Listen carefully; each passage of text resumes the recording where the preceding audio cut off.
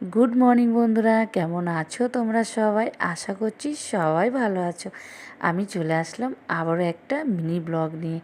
আগের একটা মিনি ব্লগে তোমরা অনেক সাপোর্ট করেছো, আমার ভীষণ ভীষণ ভালো লেগেছে। 6খানা সাবস্ক্রাইব দিয়ে তোমরা 2000-এরও বেশি লোক দেখেছো। আমি যে কত খুশি কি বলবো। তো যাই হোক, উপরের ঘরে চলে আসলাম কাজ করতে। এবার বিছনা টিছনা ঝেড়ে নিয়ে জানলাগুলো খুলে দেবো। তো উপরের যত কাজ ছিল সব করে চলে আসলাম রান্নাঘরে। তো রান্না করছি, কি রান্না করছি জানো? কুমড়ো শাক। এটা আমাদের বাড়িরই শাক, আমরা এটা বাজার থেকে কিনে নিই। আর কুমড়ো শাকটা আজকে ভালো হয়েছিল। তো তারপরে চলে গেছি আমি সিঁদুর বানাতে।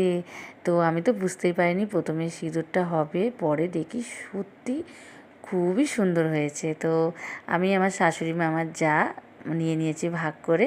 তো চেষ্টা করব আবার যখন বাড়ন্ত হয়ে যাবে আবার বানিয়ে নেব।